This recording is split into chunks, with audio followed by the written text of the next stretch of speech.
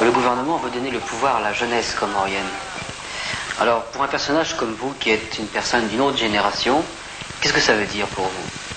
Ça veut dire que du bien pour moi, parce que je crois qu'avant que le gouvernement ou le pouvoir a donné le pouvoir à la jeunesse, je l'ai voulu avant. Vous le vouliez déjà? Je le voulais déjà.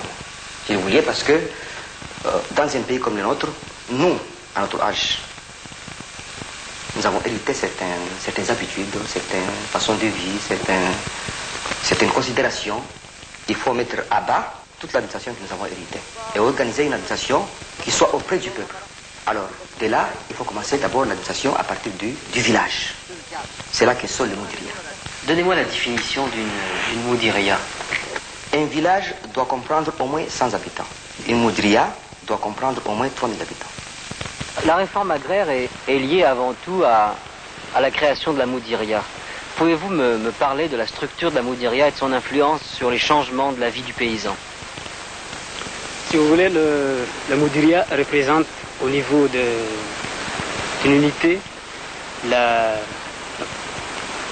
l'administration, si vous voulez, décentralisée, qui comprendra toutes les formes d'administration et en particulier la représentation du ministère de la production.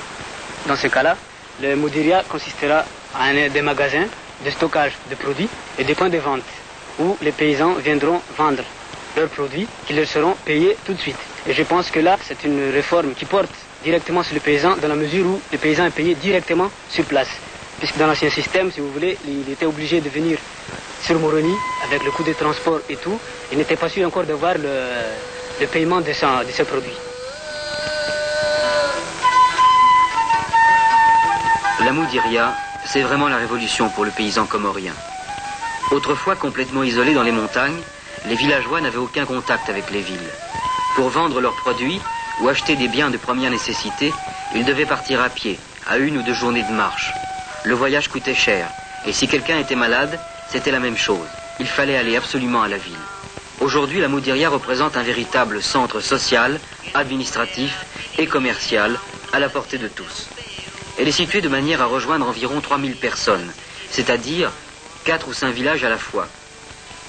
La Moudiriya, c'est donc un outil de base révolutionnaire pour les paysans qui d'ailleurs se sont organisés pour les construire eux-mêmes.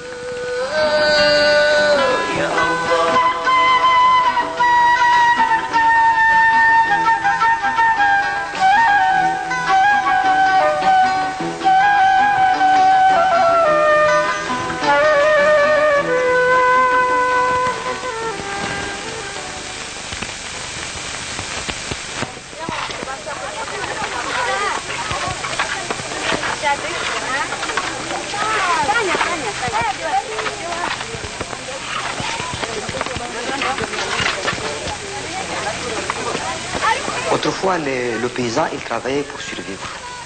C'est une obligation. Actuellement, je crois que l'homme a compris qu'il faut qu'il travaille pour d'abord vivre et faire vivre le camarade à côté. Et nous avons actuellement beaucoup de chantiers dans le pays qui sont montés et travaillés par la volonté du peuple. L'administration, qu'est-ce qu'elle donne? Elle donne les moyens matériels, le reste c'est la population.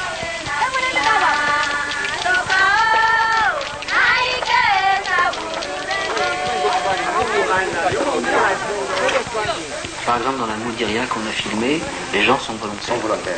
Partout, dans les 20 Moudiriya que vous voyez, l'administration n'a pas payé 1 franc, sauf les spécialisés, les ouvriers spécialisés, une dizaine ou 5. Tout le reste, c'est la main-d'œuvre populaire et volontaire. Ce sont des gens qui ont compris pourquoi on construisait la Moudiriya.